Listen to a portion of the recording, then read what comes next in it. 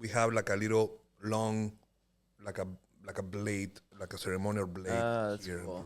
Tumi. Very cool. Oh, I've seen that. Do me exactly. I know. Dude, my second mentor would wear a muskrat penis bone in his nose. I could probably find a picture. What? Did you just say a mouse muskrat bone? penis Yeah. bone? The bone, the penis of a mouse is a bone. I don't know. That's just what that's what he would say. And he was like a scary biker. So you're just like, yeah, that's Whatever you say, man. Whatever you say. Is that why it's called a boner? Yeah. Damn. That's what it came. Literally. You just became a man.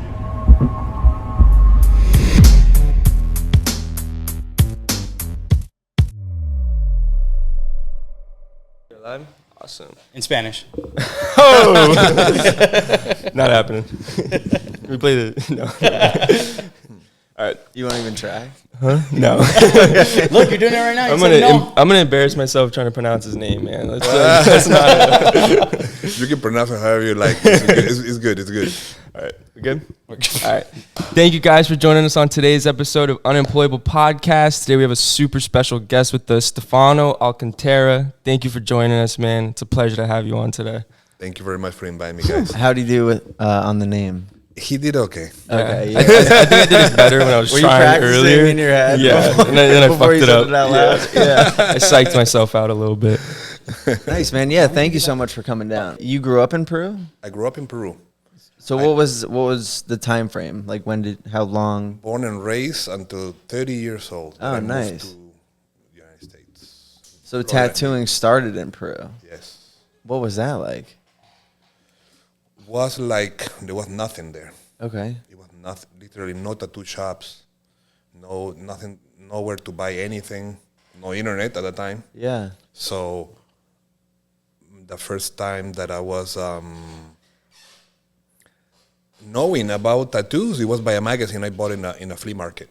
Right, because there wasn't like shops and internet and everything to see. No shops. So you just came across a magazine one A day? magazine, and my brother brought it to me. But I was studying graphic design school, and he brought it to me like, you have to do this, man. Right. Like Look that. what they're You have to do doing. this. Yeah. I check it out, and I was like, wow. I seen a couple tattoos in the streets, but it was like I don't know, like the guy on the bus who charged the money on the thing. Yeah. Have a terrible made by Like stick and poke, stuff like that. stick and poke. That's it. That's only very bad quality tattoo. So never in my mind was to have a tattoo. But when I saw it, it was a tattoo magazine, like tattoo. So when I saw the magazine, I was like, wow. It was like magic. I was like, what the heck is this? I didn't know you can do colors first. Right. Or even some kind of realism at that time. Yeah. But when I saw it, I was like, I have to do this. So I found the half page of Huck Spalding kit, tattoo kit.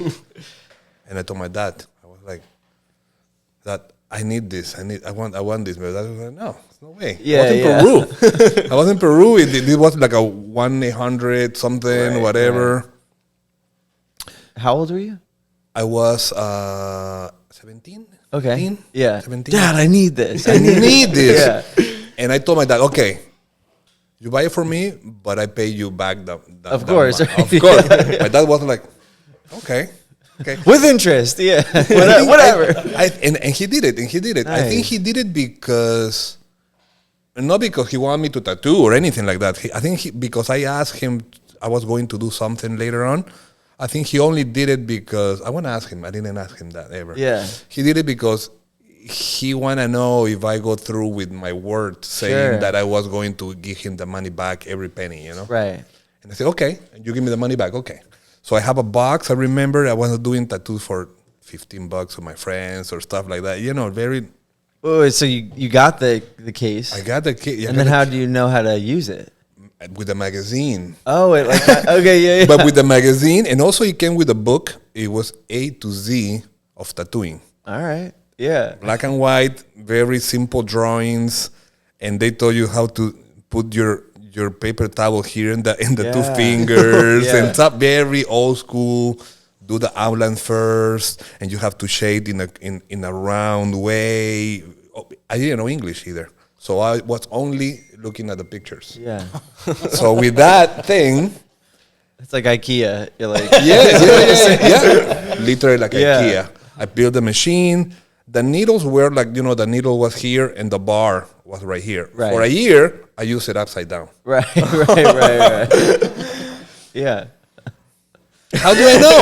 How do I The know? pictures weren't that good. Yeah, you should have flipped the pic- pictures They around. didn't show the part Right. to be on They top skipped or at the stuff. bottom. Right. They just put it inside. That's Just it. like IKEA. Like IKEA. Yeah, they figure skip it out. steps. But dude. if you check very close, in IKEA you can see you have a line or two lines Yeah, or yeah. something. But I mean, and that's how you started. Terrible. Right.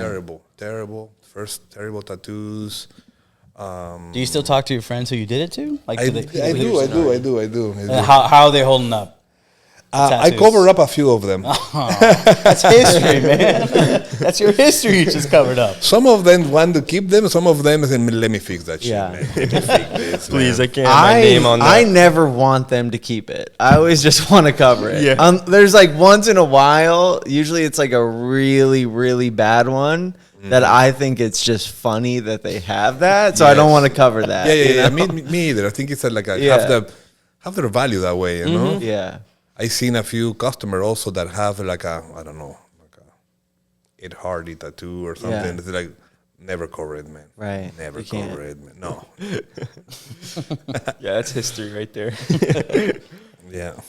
So then, you get the machine. You're just kind of telling friends, I'm assuming, like, hey, I'll do some free tattoos on you or whatever. For sure. They were probably really excited, right? They were the first one to jump in. They were like, no money. Right. Before you even got the kit, they're like, oh, Yeah. I'm going to get this. I'm going to get this. I always were drawing, before the kid was coming in the process of waiting, because it was not like here, like now you have it in 5 days, Yeah. whatever, or even if it's far. For me, it was a process of months, like send it to my aunt in California. My aunt send it on. I take it out from customs. It was a whole process. It was like months. So in the meantime, I was just drawing with markers and Sharpies and stuff like that, tattoos on my friends. So I was just taking Right. pictures of that. I was getting excited on my friends. Trust me at that point, because I was at least drawing it. Maybe the healing was terrible at the beginning. I didn't know how deep. I didn't know anything. I didn't have anybody to learn from. Right. But I would have loved to have a teacher or doing a proper apprenticeship, but I didn't, and it took me so long. I feel like my apprenticeship was the whole time of my career of graphic design. Yeah. So I was tattooing on the weekends with my friends. That's it. That's what I was doing. And for me, it was a hobby. I never thought it would be my main activity profession. Yeah. So it was just like that. It was just like Do you remember how much the kit costed? $500. I remember Damn. clearly. That actually sounds What'd pretty you get? expensive. What'd you get in the kit? I remember everything. It was 2 machines, a few tubes that you can sterilize. They were like Teflon, some kind of material like that. They came like, I don't remember how many needles, pre-made, like probably 20 needles. And at that time, they were not magnums. It was just flats, 7s, and 3 liners. That's it. No other numbers. Right. So all the easy needles. Easy needle. No. Just blow out. Yeah, and it's like Yeah. Threes with a 7 flat to try to, it's like dude. took together, but I don't know. It was like it's a nightmare. Like, yeah, it looks straight. Yes. Maybe a sample of like 8 colors or something like that. Yeah. Ink cups, a bag of red ink cups. I remember. Green soap, a bottle of green soap. It came a little, I don't know how you call it, monocle or something like that, yeah. to check your needle, I guess. Oh, I didn't know what it yeah. was for. It was always sitting there for a while. I didn't even know what I have to look for, Yeah. In the book, of course, rubber bands, and that's it. What did your dad? And a T-shirt. Oh, okay. And a Yeah, t-shirt. got out the T-shirt. Yeah. To say tattoo, artist, I think. Tattoo artist and a dragon here. Wow. Official. Official. You put that shit on, you're like, I'm ready. And a certificate. And Really? a certificate of tattoo artist. Wow. It sounds like a pretty legit kit. Yeah, by the time it was like amazing. I put my name on the certificate and put it in my wall. That is so good. That is pretty good. So the people, my friends were going, they were like, you have a certificate. Yeah. So you have to trust. Yeah. Yeah, you're like, you see that paper on the wall? Yeah. This is real. Not everybody have it. Damn, that's so good. What's up, Dan? Nothing much, man. Just got back from the gym. Nice. Hell yeah. Hey, doing, man? How's it going, bro? Nice to meet you in person, finally. Yeah, man. Yeah. We're talking about his first tattoo kit he got. Oh, hell yeah. I remember mine. Yeah. Yeah, dude. I had a shitty Amazon one with like the fucking iridescent coils. Did you get a certificate? Nah. Yours came with a certificate? And a t-shirt. And a t-shirt. Yeah, that's pro level shit. Yeah, and a t-shirt. But what did your dad think when he saw this? My dad told me, okay, we're going to get the kit, but you don't get tattooed. Nice. Okay. That's okay. You were good with that deal? I was good with 1993, something like that. 93? Something like that. Yeah. And I get it, you know. Damn, that's when I was born. 93? I have my apprenticeship certificate over there. You guys got apprenticeship certificates? Well, it's kind of a funny story, actually, because like in New Jersey, where I'm from, there's a lot more like rules than Florida, right? For sure. Like hours under, a mentor that's licensed with a shop, whatever. But I got fired from my first apprenticeship. Why? If I can ask. For drugs. and like he really tried to work with me. I actually had him on the podcast, but and then we stayed close, and he was very much like a part of like my recovery and like coming back and nice. Trying to build a successful life. Nice. And then so 7 years after he fired me, he invited me back up for dinner, and he gave me the certificate. Yeah. After you'd been tattooing for years now. Yeah, but I was stoked. It was cool, It's man. kind of It like was an awesome. accomplishment. yeah, he was like, he's like, this might be silly, but you deserve it. That's cool, though. And I'm like, yeah, it's so silly. And I'm like putting it in my bag. I'm like, I'm taking this with me. Puts it in a folder, like no pens, nothing. That's so cool. But Yeah. he made it from the shop. He made a certificate himself or something like that? Or how was that? You know what? I was so excited. I didn't even really look into it. I'll look later. What if you just saved it? Like it's still the date from your original apprenticeship on it? Maybe. I believe in this kid, John. Yeah. I don't know why, but But I want to get back to what we were talking about with you. Yes. So you're tattooing your friends. You made the deal with your dad. Yes. How long did that go on? Where it's like I'm just tattooing friends, locals. I think it was just for my whole 3-year career. Okay. Studies for the career for the graphic design. 3 years because I didn't have the time. Also, I was It was on going the Monday weekends. on the weekends. Yeah. I was doing probably some Sundays, some Saturdays. It was a hobby. But when I finished, I went to study, computers. Like it was like I remember that time was a master class of Photoshop and stuff like that. Yeah. And because they didn't teach me that in graphic design school. I remember that was in 94. Right. 93, 92, I finished school. So it was not computers. I learned everything by hand, almost like an art school. Yeah. When we're doing the final design it was everything printed and illustrated and everything like that. So I'm very happy actually have that type of graphic design studies because it lose my hand. I mix the colors by myself with Right. the whole. It was great. It was great for me as a tattoo artist. I think Right. Yeah, it's a solid foundation. probably for solid foundation of colors. I mean, we had to mix perfectly the tones of the brands. I don't know. It was great, but and after that I went to do to be an not apprentice. How you call that when you are doing after work? Like an intern? Like an intern. Right. It lasts a month. Where did you intern? I interned in one of my teachers. He have a graphic design company. Sure. Not advertising, not like commercials, anything, just graphic. So they gave me a computer, and I was working as an intern for a month. And he told me, if we like your work, we hire you. And I was like, yes, perfect. Right. Right out of the, because that was my fear, when I was in Peru, third world country. I wanted to be always a painter. Yeah. But I was afraid of not making a living as a painter. Yeah. So graphic design for me was like a secure check at the end of the month. Right. Safety. That safety. Yeah. Mm-hmm.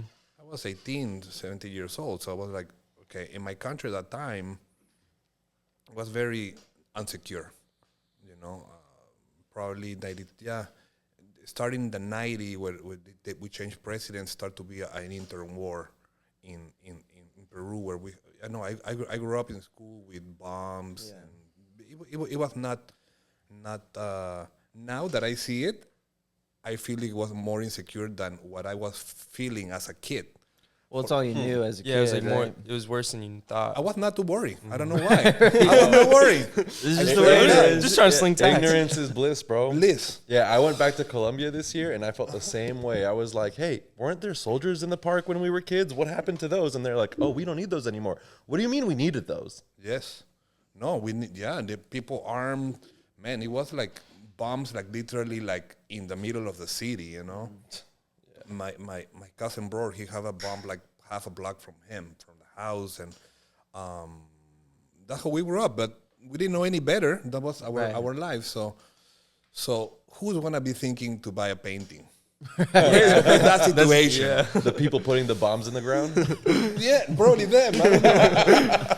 I remember, like it was. I can imagine my dad or my mom during those times, because terrorists were like blocking the whole Lima, the capital, and destroying roads and destroying the electricity, so we don't have anything in Lima. And so food was not arriving. Yeah. So like I don't know, oil or sugar or rice, simple things. And almost there was like a black market for my dad to, somebody have rice, Oh, yeah. Very extra, we have a big sack of rice, and then talk with my other aunt and my uncle, we have some, so they were splitting the things. It was like crazy, man. It was crazy. And so it was like, what I want to be doing paintings, man. Yeah. So it was like, I have to get a job where I can just secure myself. So that was why I choose graphic design. If not, I'm for sure I will have decide to study fine arts or something like that. But I'm so happy I decided to study graphic design, because you work for a customer, you have somebody who is commissioning you something to do for something. A tattoo artist, we are commission artists. Correct. We're doing something. The idea of my customer is very different than somebody who is a fine artist that do whatever I want. Yeah. I want to put a banana in the tape in the wall, and that's my art. Right. The tattoo art is not like that. You cannot do something like whatever, like boom, that's my art. Yeah. No. A tattoo artist There's have to perform and have to do a perfect tattoo, and the customer is happy, and that's gonna build your career. And I think we are like illustrators not for press or for books. We are more for humans. Yeah. So I really like that I have to just to be somebody to work for. I don't know. I really like to almost collaborate with ideas with somebody else, and somebody at the end have a happy product kind of thing, And they get to feel like they were involved in the process. Yes, for sure. Yeah. For sure. No, it sounds like there was a lot of similarities in the graphic design that would prepare you for tattooing. Yes. So when you got the internship and you were working for the company, were you still tattooing? I was tattooing on the weekends. Okay, still, yeah. Yeah, tattooing on the weekends. But and I remember. Did they know? Yeah, they knew. They thought it was cool? They just laugh about it. Okay.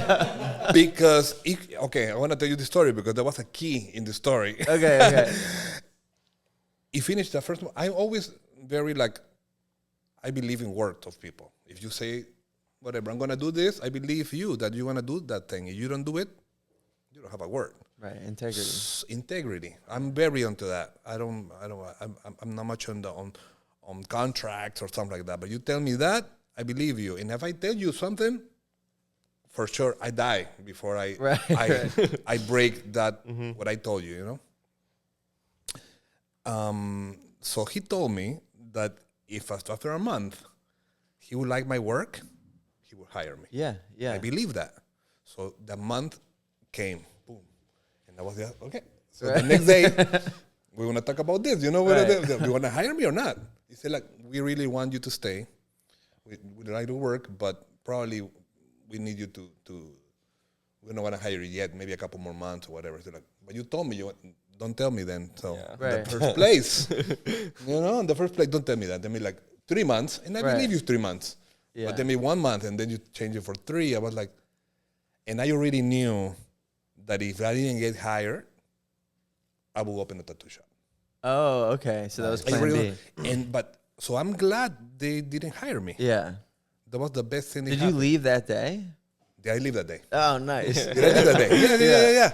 And then he said, no, I'm going to stay to stay. I said, okay, why? Because also they were paying me 200 soles, I remember clearly. 200 soles was probably now at the change, probably $60 a month. Yeah. And I spend more money having lunch and paying the bus to go work than what actually they were giving me. So I had to ask my dad or take money from tattoos to actually go to work. Did you pay your dad back? I paid my dad back. At this point you had?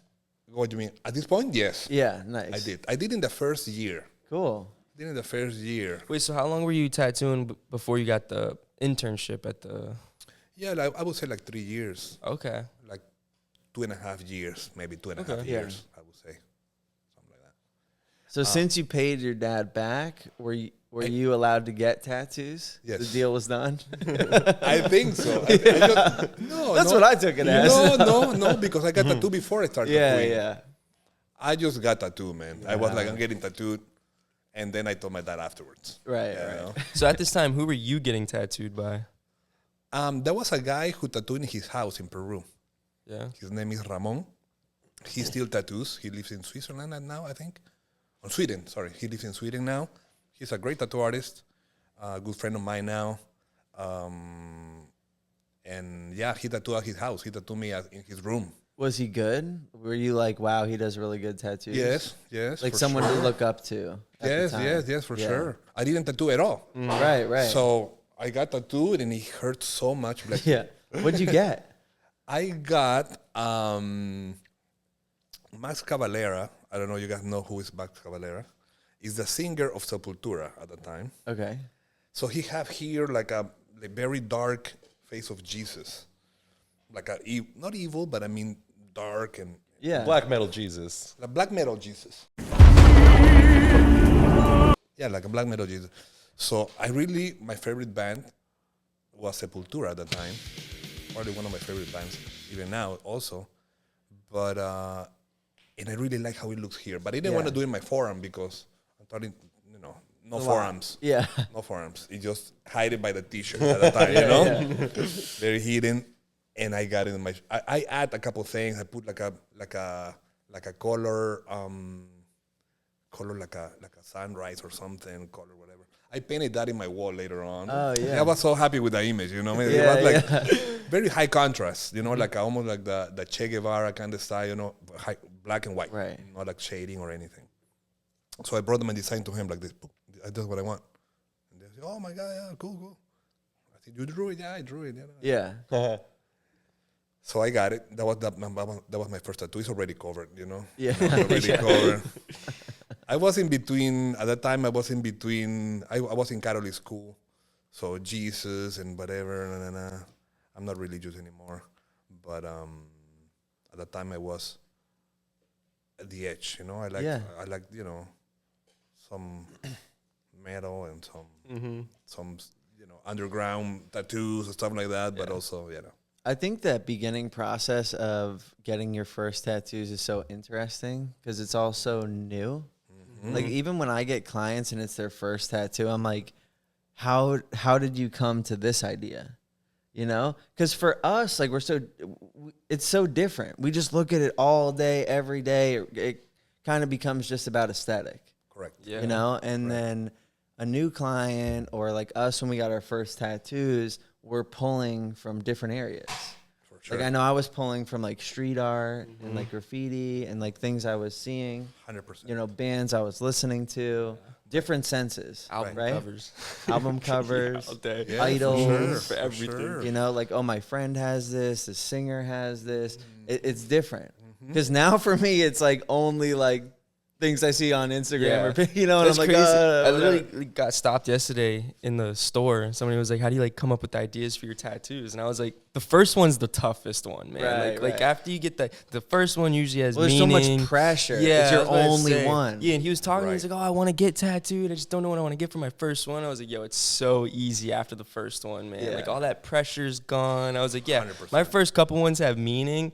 And I was like, I don't think I got a tattoo with meaning in years, like at this point, you know? It's like all that pressure goes away. You start to just like the art part of it more, you know? The meaning starts to mean less to you. Right. But sometimes it can be confusing because like maybe they'll pull from somewhere and it doesn't really make sense as a tattoo. Oh, yeah. Yeah. It's like really abstract Yeah. thinking. Yeah, for sure. Yeah, they have some crazy ideas. Right. Yeah. But yeah, the first tattoo is like definitely the most interesting one. And it is like the Yeah. most I agree. important for people. Yeah. What was your first one? I can't remember yesterday. some most important. shitty script on my chest that I'm currently lasering off. But what was what was the? It was like No, for, like it was name like of a girl. That's what you want to say. no, it was like a saying from my mom. Yeah, it was like a quote that like that reminded me of her. I mean, it's just it's getting lasered. What's it it's say? getting lasered.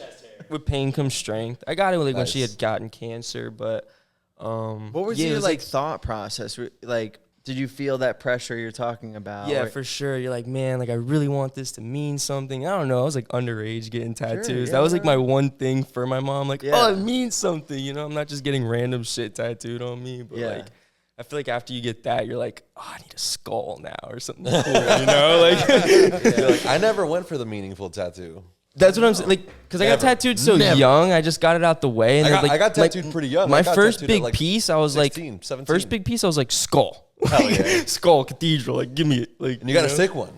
Yeah, I got Johnny. It Yeah. did my first like really big tattoo that I wanted, and I was like, "Fuck yeah!" I remember when I found out it didn't have to have a meaning. yeah, that And like I could just do whatever I wanted. yeah. I was like, Wait, I can be autonomous? yeah. It's like, I felt like I always had to explain it. Well, because I did. I always had to explain it to my parents or like people because I was getting tattooed so young.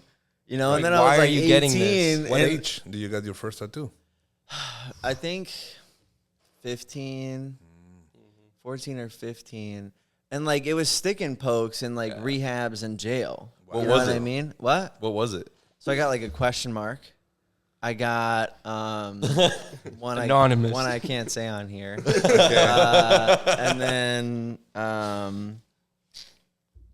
but the first ones were very much about just being tattooed. Yeah, Right. You know, Because like I want something wanted on me. to be in that community. I wanted to be one of those people. I wanted to be associated with it. You know, I wanted to have the experience. I thought meaning had to be attached. Sometimes I had meaning prior to the tattoo. Sometimes we come up with it after, you know, like, oh, that's what this means, you know, or whatever it is. But it was more about getting involved in the culture. Yeah.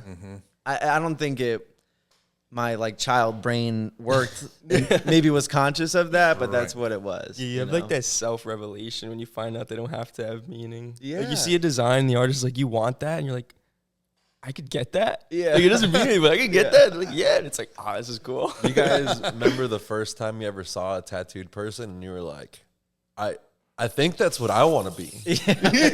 yeah. I agree. And I think that remember back in those days, getting tattoo was like a mystery. Yeah. It was something sacred. Like almost. magic. Yeah. The tattoo artist was like a like a guru almost. Yeah. You didn't get to see how he set up. I can't relate. You didn't get to see how they set up. You know what I'm saying? Like you got there and it was already like thin, they didn't. See, there was no like artist, man. no transparency. Yeah. Man, these guys putting permanent things on you. I was like, wow.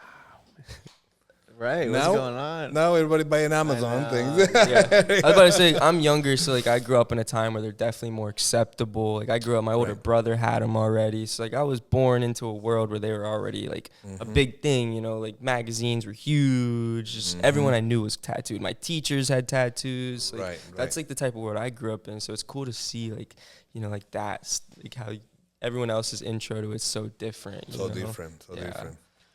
Yeah. Man. So after you quit, you opened your own shop? Yes, that same day. The guy Same day? Same day. No. The same day I decided to open.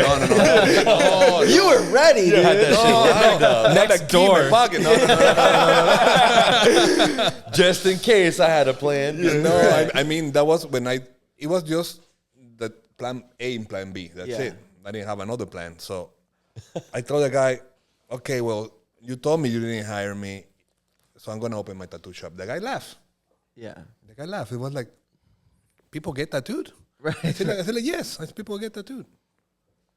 Okay. All right. Are you sure you're going to make a living with that? Yeah, I'm sure.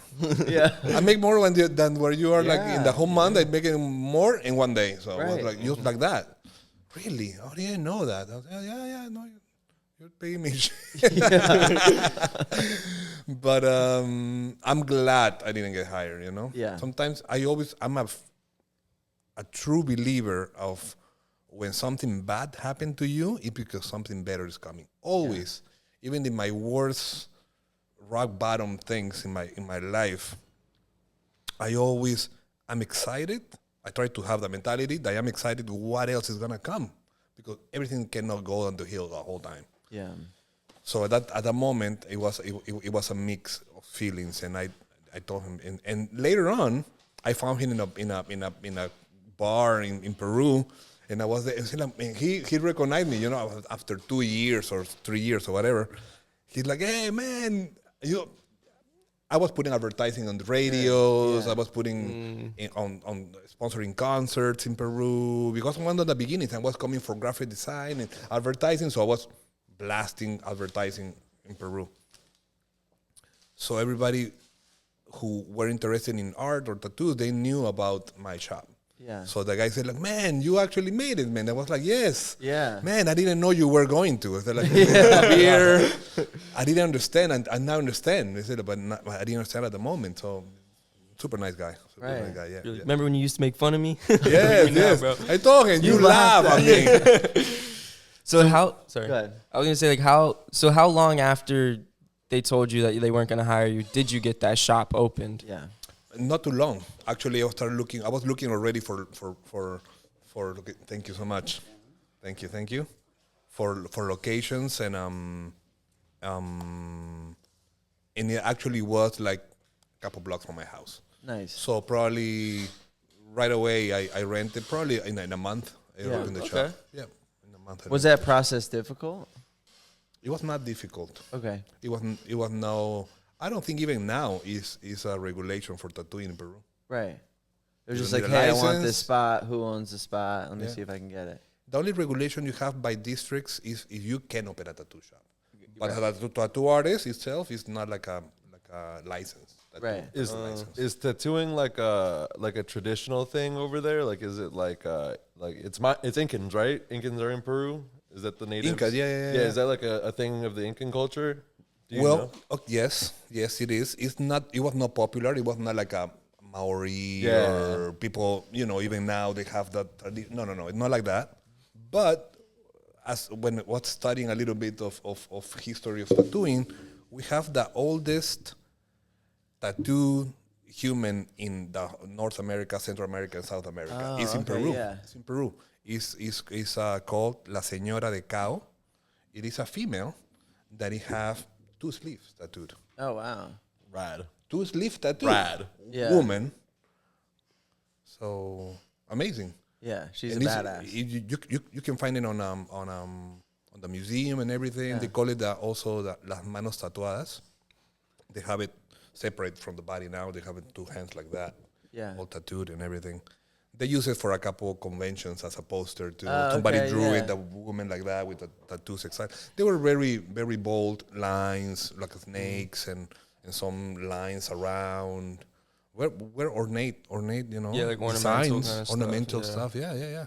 That's super cool. Yeah, man. I went to another country. I went to El Salvador, and I found out over there that a lot of Central and South American tribes, tattoos were only for the women. And for what again? For the women. For the women. For a lot of the tribes, it was like that. It was like mainly for the women, and guys would get pierced and stretched and stuff. Yes. Yeah, the actual these ones are from Peru as well. They call it orejones. Yeah, not chili. Not chili. No. Nope, no chili. What's on your lips, bro? Can someone get a picture of that? The elaborate also is from the South American jungle. Yeah. Peru, Brazil. The nose too. Yeah. The nose pierce, we have like a little long, like a blade, like a ceremonial blade. That's here. cool. Tumi. Very cool. I've seen that. Doomy, exactly. I know. Dude, my second mentor would wear a muskrat penis bone in his nose. What? Yeah. That sounds some serious shit. I could probably find a picture. What? Did you just say a penis muskrat bone? penis Yeah. bone? The penis of a mouse is a bone? I don't know. That's just that's what he would say. And he was like a scary biker. So you're just like, Whatever you say, man. Whatever you say. I'm going to Google that. Looks like a chicken wing. It looks like the flat chicken wing. He's like, Like a wishbone. Did it look like a little wishbone? Yeah, it looked like a bone. Yeah. So it's actually a bone on the penis of a... Wow. We're the only mammal, I think, that doesn't have a real they took bone. bricked up to a new level. Yeah, every other mammal has like some kind of bone. yeah. No way. Yeah, bro. Man, they make it harder for us. Bro. They make it Unfair. harder for us. Is that why it's called a boner? Yeah. Damn. They would have killed. Literally. You just became a man. Yeah. Welcome. A lot of people ask about my setup and the ink I use. All I use is Allegory ink.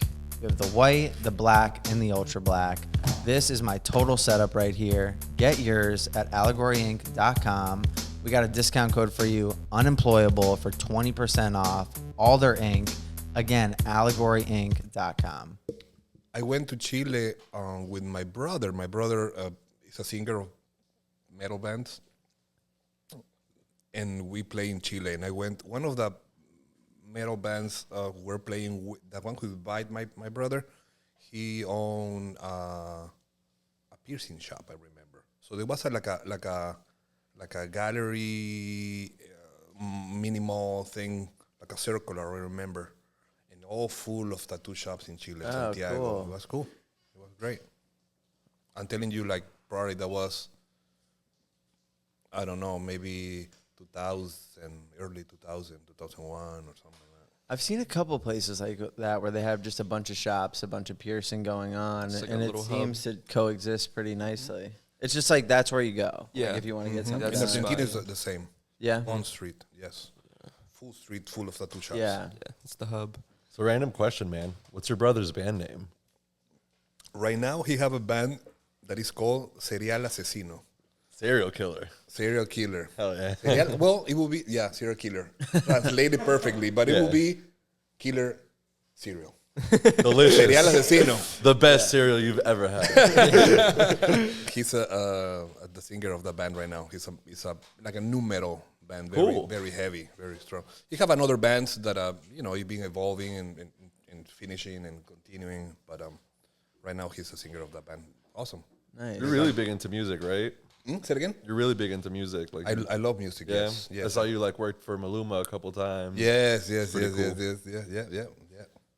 He's a good friend of mine now. Yeah, Yeah, that's yeah, awesome. That's cool when like people you look up to like that become your homies after like you work for a little bit. Yeah, well, I started knowing more his music when I met him. You know, Yeah. I didn't know much about his music before. I'm more into rock and roll and punk rock and metal. Yeah, me and- too. I just know about him because I'm Colombian. We're Yeah. but he's great. He's young and he's very successful in what he does. I really enjoy. I work out with his music, so Yeah. pump me up, even if it's not my Yeah. what I grew up with. But it's cool. It's cool to I really expand. like. Yeah. It's good to go dance with the girls and stuff. What music do you like to tattoo with? I like more like chill. Right. Yeah. Maybe some kind of lounge. Like good vibes. Electronic, good vibes music, even a DJ or something like that. Or if I'm, after 6 hours or something, I need a little bit. Bring it up a something little, yeah. Yeah, I need something like more like something I can sing. Yeah. So I wake myself up, I'm just getting in the mood, and again, it's like a second wind, Yeah. Yes, sometimes. Usually like Latin music, like Soda Stereo or punk rock from my country or Yeah. something like that. Because for me, the sound will change throughout the day. Yeah. Like you, like in the gym in the morning, it's very aggressive. Super intense. Yeah, and then like I have to relax a little bit, come down, have my hands stop shaking, and then come to work and it's chill, and then it kind of like goes a little higher as the day goes on, But yeah, 100%. Yes. Even sometimes like in the very beginning, like maybe we're even listening to like a podcast or like comedy or like like relax, like laugh, chill. The comedy days are probably the best days. The what? The comedy days are the best. You have to be days. careful though, because sometimes you're client's- laughing so hard, the client's moving. Yeah, that is true. Yeah, That is you gotta true. be careful. I like movies too, but like it's the same thing. You put on a movie for long enough, and it's funny enough, and like now you got a squiggly line. Like, I'm sorry, I'm Texture. Right. It's supposed to be there. And then you also, because you have a shop here as well. Yes. When did that open? When do you open that? This did open 2007, I think. I don't remember. It's almost like 7 years, I think, if I'm not mistaken. I'm not really good with times, but I think 2007. No, come on, 2007. We are 2024. 23. 2007. I moved here to the Okay. United States. That's what I'm totally. I opened like 7 years ago, I think. Yeah. 7 years and ago. you kept your shop in Peru, right? I have 2 in Peru. Right. When at some point I have 3 in Peru, Oh wow. but with COVID, it was in a mall, far away in Lima, but far away from my other shops. Yeah. But the mall closed, and all the regulations, it was impossible to keep it with the amount of people you need to have inside to pay the rent. So I was like, Yeah. too So much how regulation. did it progress? You had your first shop in Peru. Yes. You opened more in Peru, Yes, and then the U.S. and then the U.S. Okay. Yes, I when I moved here, I wanted to open a shop here in Florida. Yeah. My cousin brother, that at the time he was not tattooing, but he wanna be an apprentice and everything. He was tired of his work. He was Yeah. working in call centers and stuff. I'm telling his story now, but and he always liked to draw. He always liked to, and I was coming to the U.S. to do guest spots and different things, and he was like, man, this guy was, living the life. He was working and traveling, drawing. That's Yeah. it. And then he's like, man, I think I wanna just start tattooing. I said, man, do it. He draws very well. So in one of my trips, I decided to open a shop with him, and we rent the place and everything. We decorate everything. We did everything. We went to the city. We get all the paperwork and everything. That was in Slaughterhill, more close to Tamarack area. Yeah. Because he was living at that time over there, so he wanted something close to his house, so easy to commute. And at the end, we didn't give us they said like, it's a mistake. For zoning, you cannot open a shop here, but they told me we can. Yeah. So I lose all my savings there, and he as well. That's tough. So man, I have like $200 in my pocket, no bank account, no nothing. Yeah. And I was like, fuck, what should I do? Because I wanted to open the shop with my cousin and leave. I was just coming for 3 months. Right. 6 months max, we are allowed to stay as a Peruvian. I was never planning to live here.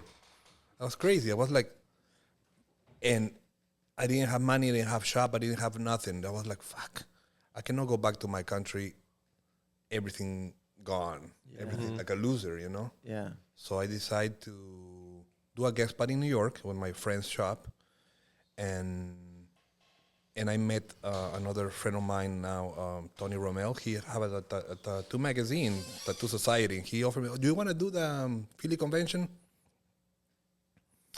And I was, hell yeah. Yeah. I never did a convention like that or anything. So I was like, okay, all right. Yeah, I want to do the convention. So let me talk with Troy. And I didn't know anybody at that time. Who is Troy? I don't know. Now Troy, good friend of mine and everything. But at that time, I said, okay. So at that time, I was doing everything. But I like to tattoo. So I didn't have a portfolio that I want to show in Philly Convention. At that time, Philly Convention was Guy Atchison there, Nick Baxter. The Philly Convention was like super strong. I remember that year, they were not tattooing, they were just painting. They have it on a stage and they were painting the whole 3-day convention. And I was looking at them like, who is this? The people that I see in magazines are here. Right. So before the convention, I prepared myself to say, like, I have to make, an impact somehow. Because I was doing everything, tattoos. Yeah. Tattoos.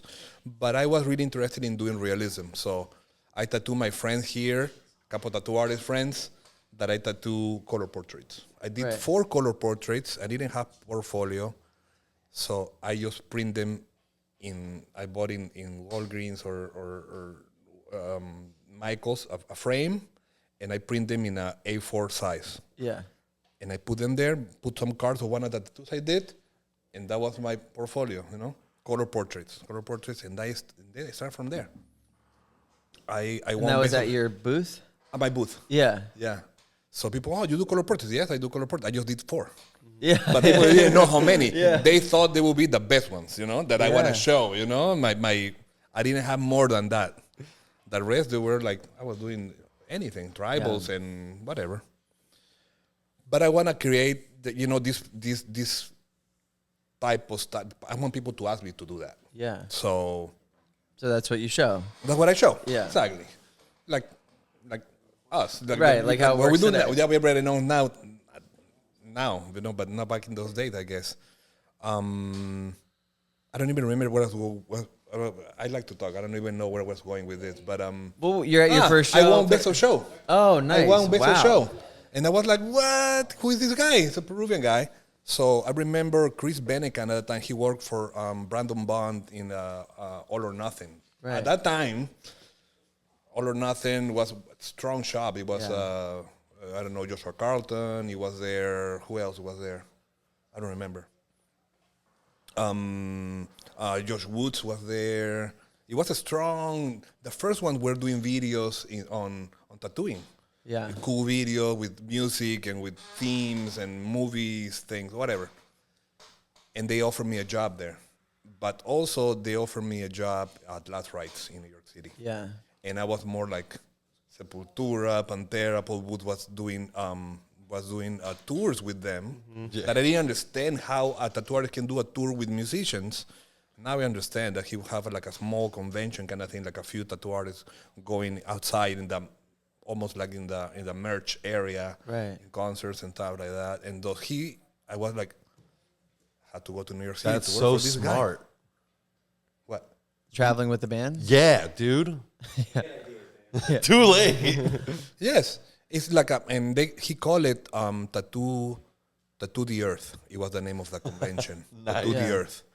So it was like a group of, I don't know, I remember 6, 7 tattoo artists, more come with 10 tattoo artists. Yeah. And he make a little, mini convention and tattoo in festivals and stuff like that. That was Tattoo the Earth. Many stories about that. I'm sure. Many stories about that, yeah. So But, you were traveling with them or no? No. They That's, just did that's what I that. saw in magazines. Right. So, but when I get the message on MySpace that if I can do a guest spot at Paul Boots, I was like, man, this is it. This is what it had to happen. Yeah. So I of course accept the guest spot for 5 days. I was so excited that when they post me in the Were you nervous? super nervous. Yeah, Like, yeah. extremely nervous. Yeah, what if I look stupid? I don't even thought I deserved to work there. Yeah. How many years were you tattooing at this point? I would say, I don't know, 12, 13, Wow. something like that. I don't remember. Something like that.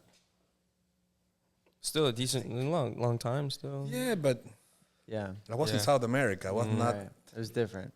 It was very different, very slow process. Now you see young generation in 3 years, 2 years, they're killing it. Yeah. Me, in 10 years, I just felt comfortable with my tattooing. I feel like, okay, I think I know how to tattoo now. Yeah. After 10 years. Because it was not, even the quality of products or needles or machines, they were not always the cable like that. Always it was a problem, I think. A battle. A battle Yeah. every day. Your Something machine, your happened. needle, you're Yes. figuring out where the break in the cord is, and whatever. like, Yes, yeah. bending It's the almost freaking better that way. You know what I'm saying? Because you get to like evolve your tattooing with time, and then by the time you get to that 10-year mark, you know what your tattoos look like after 10 years. Yes. I don't know if Oh, I for agree with that. No? I don't know if that's better. I think it's cool. Like I got a little taste of it the first like 2 or 3 years, not as much, but I like the progress. Yeah. I mean, I like that the tools now are consistent. The and streamline they're of it all. good 100%, because it 100%. just makes the quality better. Yeah. You know, and like I would rather everyone be walking around with amazing tattoos. You know, I like that the industry's growing. I like that everyone's tattooing. You know, I like the community's bigger. You know, I like that the kind of like secrecy is gone. You know, because what it does is it legitimizes everything. And it gives opportunity. It gives all of us opportunity to take care of our family. I agree. You know, but I think the traditions are cool. Yeah, the I think where it traditions are came cool. from is really cool. I think the old stories are super interesting. You know, I really think everyone should know so that people that went through it can get respect Yeah. from like where it came from. But I like the progress. I do too. I think even if I believe, and when I, like right now that I'm talking to you guys, I really believe I'm old. I realize I'm old now. I don't feel old, but I mean, like, man, I've been doing this for a long time. But I think what you're talking about, that to have better quality of thing, the progress and all these things keep you on your toes. And if you, I keep myself young and reinventing myself and try to excited about what tattoo I'm gonna do tomorrow. I think I enjoy more tattooing now than before. Yeah. And I'm almost 30 years tattooing. I should be thinking about something else. I don't know.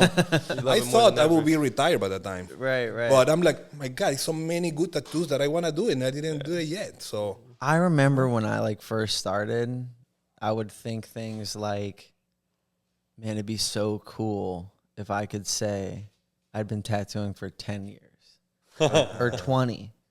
Or like I am so excited for that point when I know what I'm doing, when I'm comfortable, you know, and you've made it to that point. So I think we can like take a second, like even with you, like I'm sure when you walked in the door, you're like, I can't wait until I'm actually tattooing, until I have clients. And I think it's important to like take a second to remember that, like, oh my God, like you're there right now, you know? yes. How many years are you tattooing? 13. 13. Yeah. But it's 13 years. Yeah. Right. I think 13 years nowadays is a long time because Right. everything moves faster, you know? Yeah. What about you? How many years? I'm coming up on 2.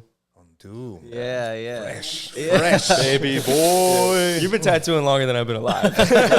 Yeah, I was born in 2001, so 2001, yes.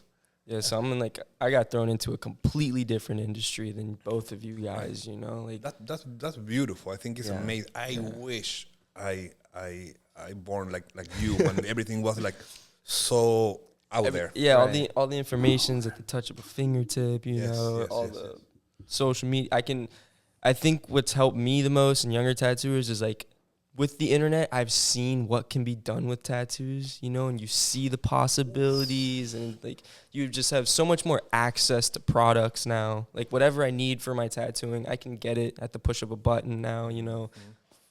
My And it just machine goes- keeps and getting it keeps better. And even since I've joined agree. the industry, like I remember like when I started, like there's so many things that are different now and it's only been 2 years. Yeah. And I know it sounds like stupid, but it's like for real. Like so many things are different now from like the first day of my apprenticeship. Like so many machines are still evolving. I'm looking like all these new rotaries and stuff and all this new technology in them. Like, and it's just always going, you know? I changed from coils to rotaries just in 2020 after the COVID Oh, really? happened. Yeah.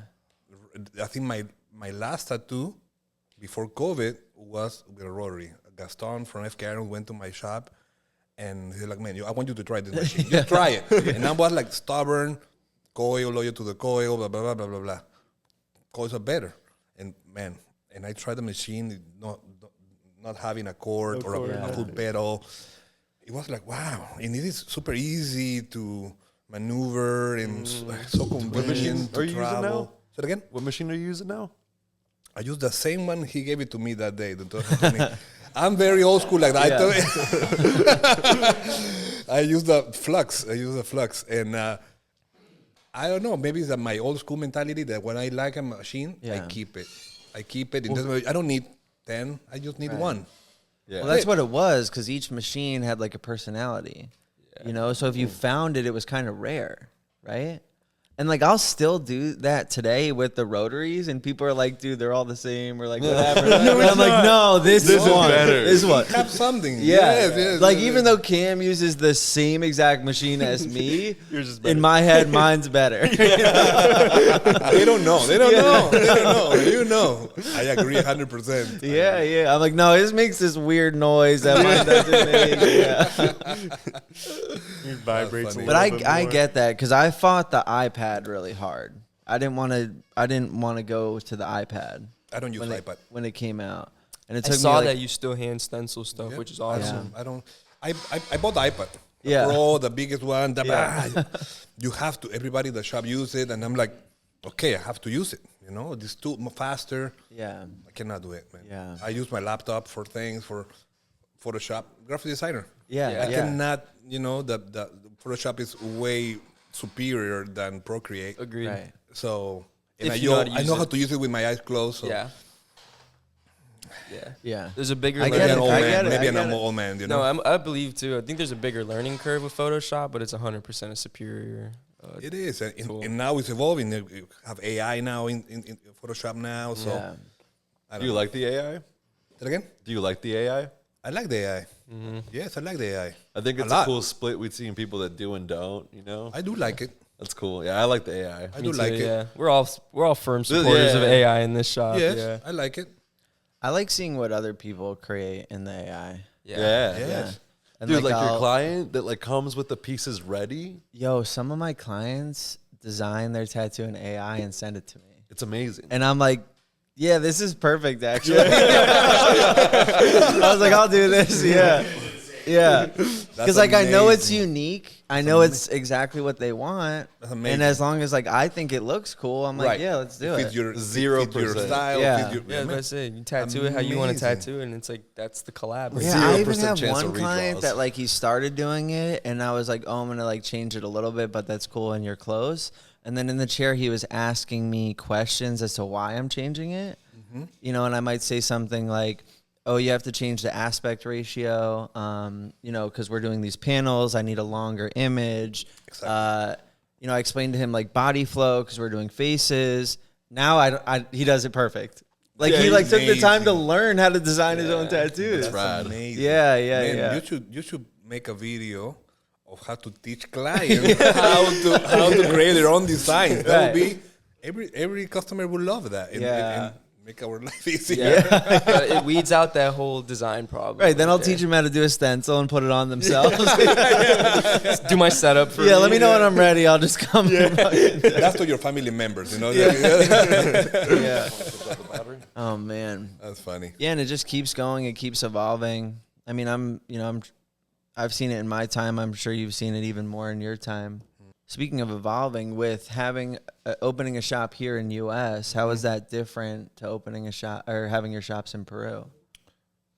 It's very different in the way of regulations kind of thing, you know. Like more hoops to jump through? Yes, Yeah. way more. Peru is a little bit easier. So when you, 'cause I don't know if we talked about it, but you said, you put your savings into this shop Yes. and it wasn't zoned correctly. Right. And then you didn't want to go back home with nothing. What did you end up doing? I started doing conventions and competing to put my name out there. Nobody knew me.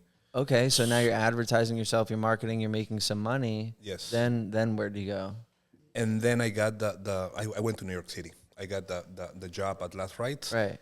And that was the only, if I didn't get also the job at Last Rights, probably I will go back home. Right. You know?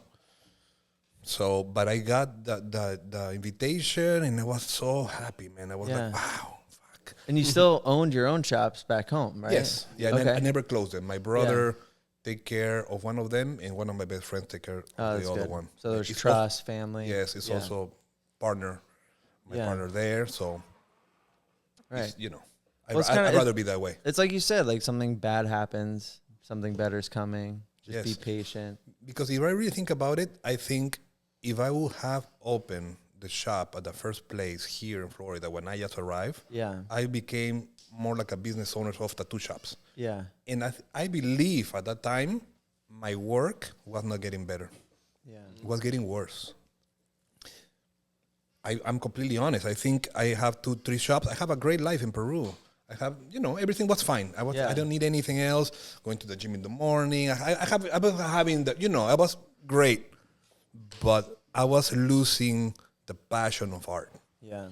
And when I started working for Paul Booth, and actually being that bad situation to push me to go to do something else that opening a shop, I had to step up on my game and try to make another statement in my life to try to prove myself that I can continue doing this better.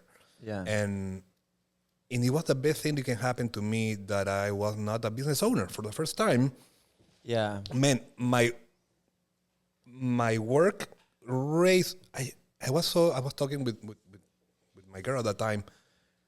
I'm so happy to just finish work and then I don't have to think about any, just my tattoo tomorrow. I don't have to think about what is left, or the supplies, or the permit, or somebody who's not coming tomorrow is sick. All these things to manage a shop, it takes away so much from your creativity, I believe. So my work started rising and reborn from, it was almost, I was losing, I think, a little bit the passion. Yeah. And just being around these amazing artists, I was like, man, I have to perform well, because if not, they're gonna hire me or something, because they are so amazing. Yeah. I was the only one using a stencil, for example. Paul Booth, Toxic, and Little Dragon at that time when I arrived there. They all freehand everything. Oh, wow. It was all freehanding, right? Big pieces, freehanding, and I'm like, I'm doing a portrait. I have to just do a stencil, and then I was like, oh my god, I feel like I was not in that level of that guy. Right, like you were using training wheels. 100%. Exactly. That's how I felt. And I was like, and I was doing color portraits at the time, and I was doing really well. But little by little, I get influenced by those dark black and gray. That was 3 black and gray artists, and I was the only one in color. But I really like how they were working. Robert Hernandez was going to the guest spot over there. I was like, fuck, these guys. Yeah. And I really like to draw and all that. And I was like, fuck, and now I do black and gray. Yeah. For them, I think, because I get so influenced. No, but what you said is so true about being like a business owner. Mm-hmm. And I feel like I'm always chasing situations where I get to pause from that a little. Mm-hmm. And I get it at conventions. I get it at guest spots. Mm-hmm. when I leave the country. You know, not like all the time because I like, you know, running the shop and having that, but to stay invested in the art, right? Where like I don't have to be a shop owner. I can just be a tattoo artist. Yes. You know? It's amazing. Yeah. It's amazing. It's a bless. I'm partnered with my cousin in this shop right here, and I, you know, one of the things is like he take care of things. You know. Yeah. I just want a tattoo. Yeah. That's what I love to do, tattoo. I don't want to be, you know, thinking about anything else. Of course, I have to, but I mean, Yeah. the less I do that, the better for me. You know. 100%. 100%. Yeah. Seal deal with SANIDERM. This is the shit right here. This is the only tattoo aftercare product I use on my clients. If they walk out the door without it, I don't feel safe. I don't know about you. If you care about your tattoos at all, you need to use this product. It's easy to apply. It's comfortable to wear. It's it. It can heal anything. This shit can heal anything. You've seen the videos. Use code CAMSUCKS for 15% off. We love it so much. We teamed up with them. We're giving you 15% off. Use code CAMSUCKS. Go to SANIDERM.com.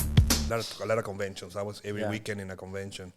That also ruined my relationship at the time. That'll do it. But I had to pursue my career. I had to pursue it because at that point, just getting a little personal, it was to choose in between the relationship or me, you know, of what was my dreams, or what I wanted to go my career.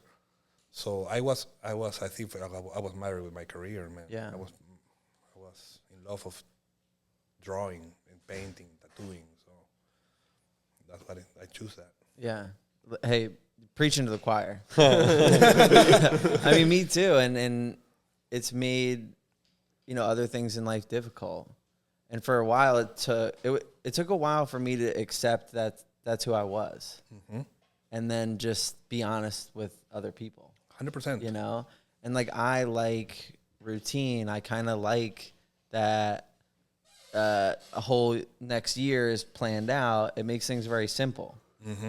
Can you do this? No. Can you do this? Yes. You know, there's no guessing. Right. Right? And then like meeting people and, you know, friends, romantic relationship, family, I'm just like, this is what it is. Hopefully you accept me as I am. Right. Right? When I used to try to hide that or like pretend I wasn't like that, or I'll compromise when I couldn't, and it created a lot of issues. I think you're kind of starting to navigate those waters now. Yeah, like making those decisions. It's It's tough. tough. It is super tough, yeah.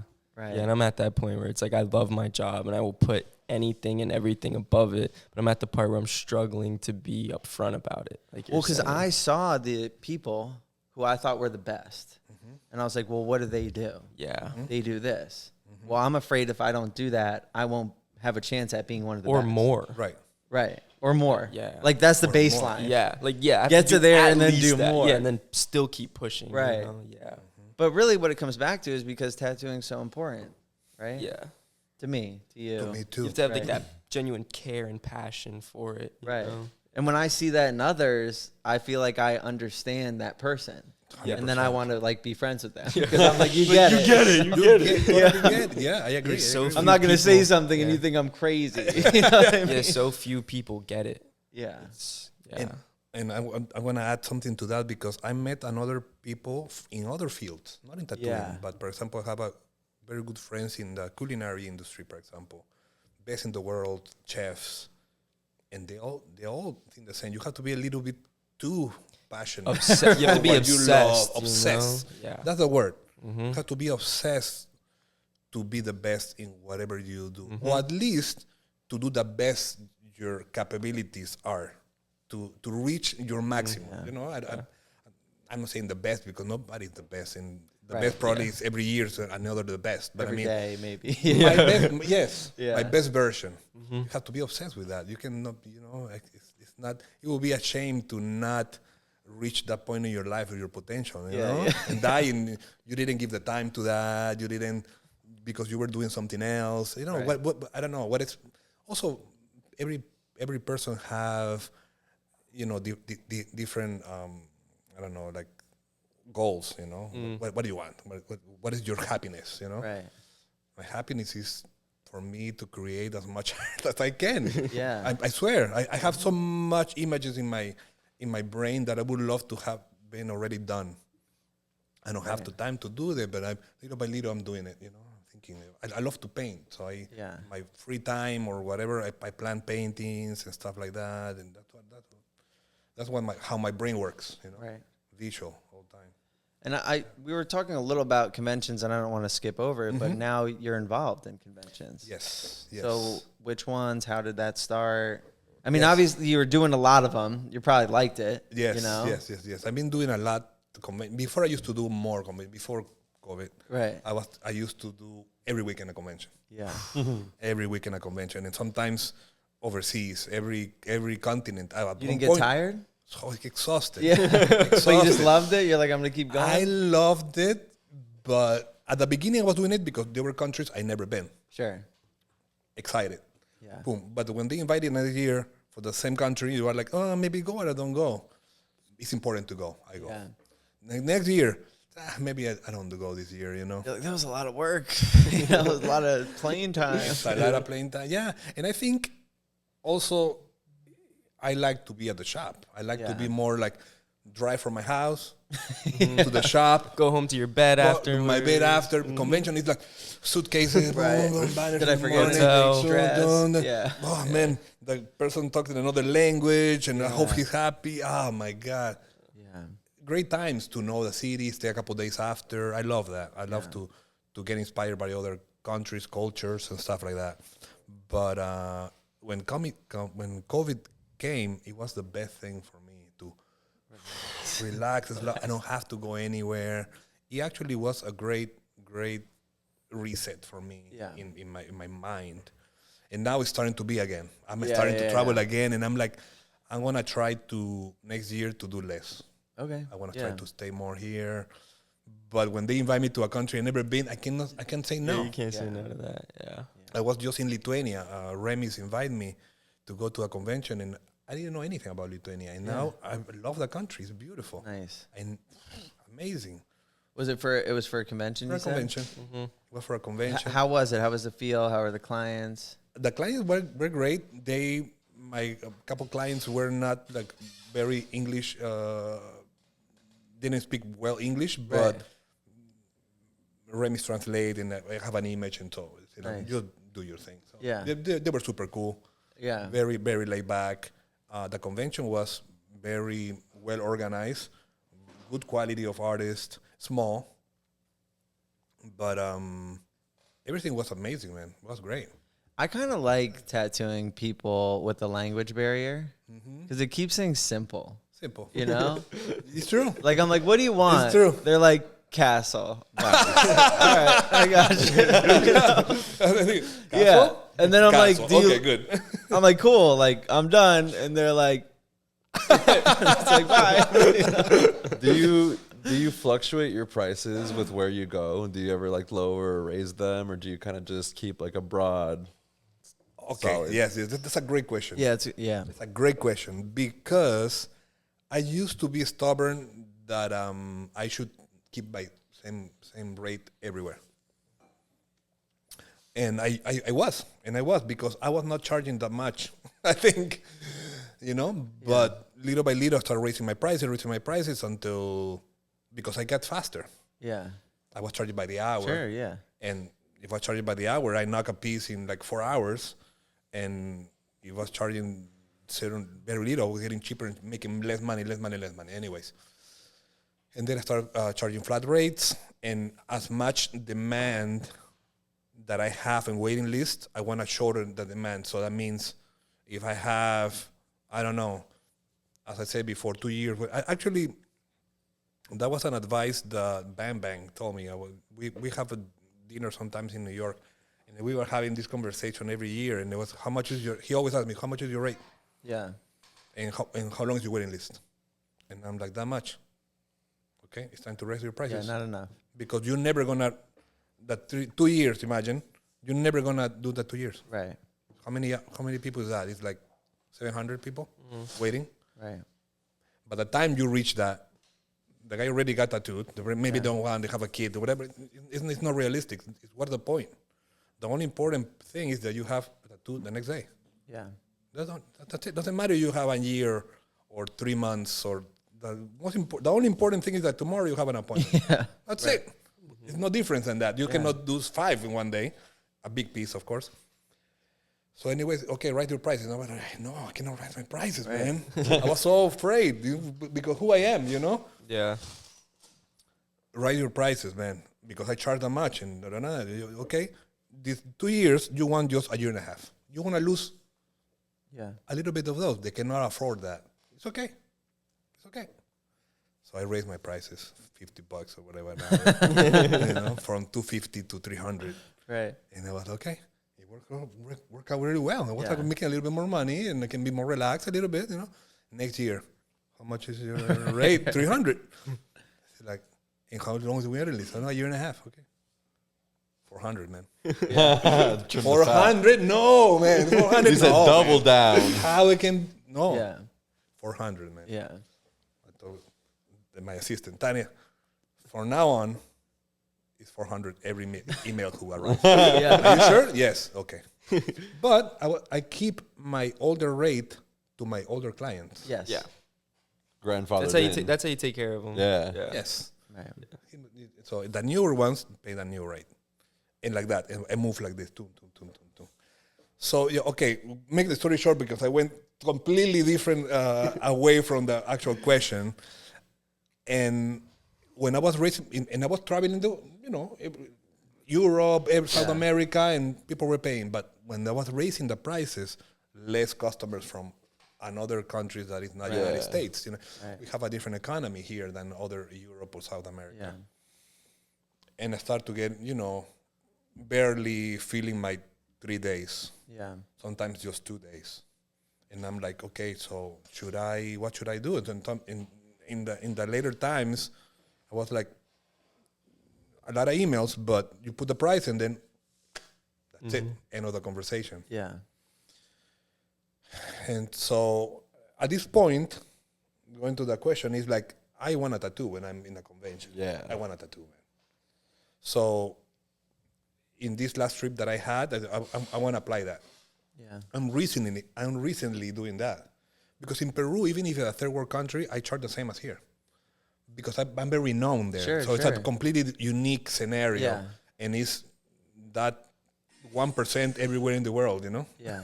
Yeah. that they're going to pay same as here.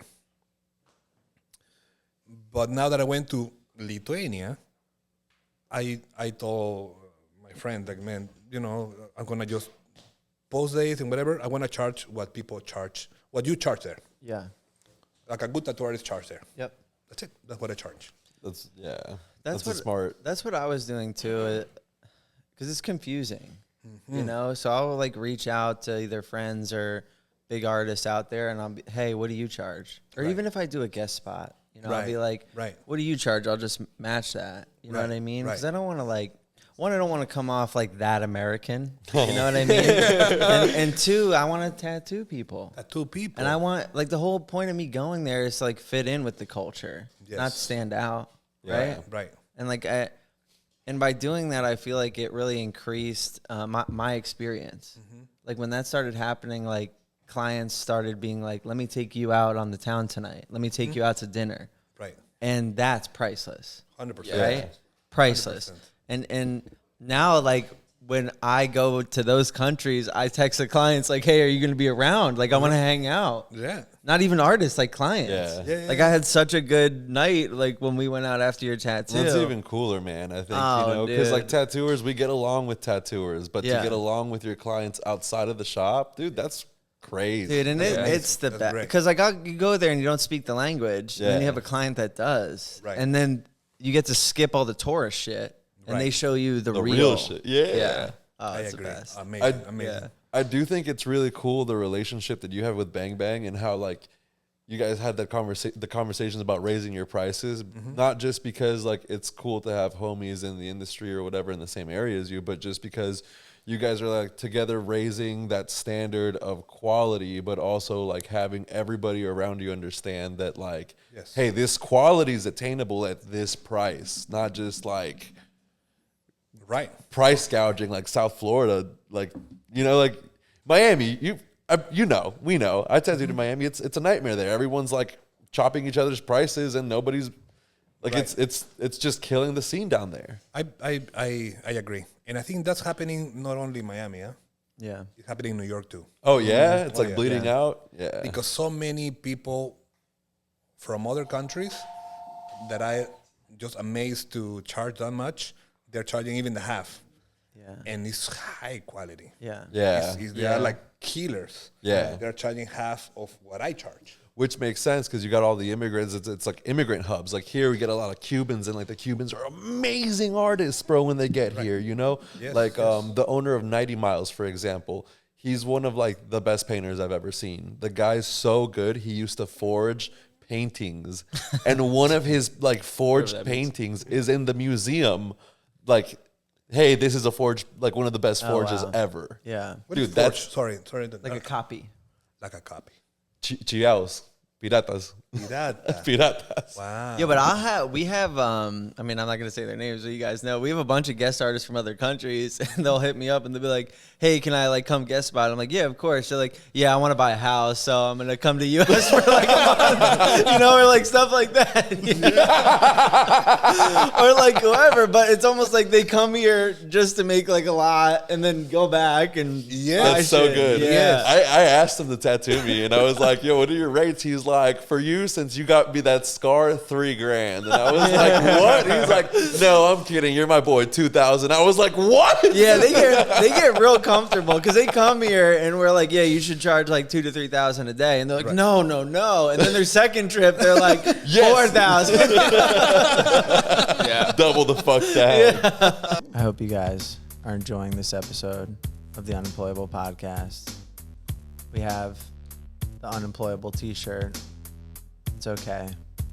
Also, we have a variety of other clothing on the modelcitizenapparel.com.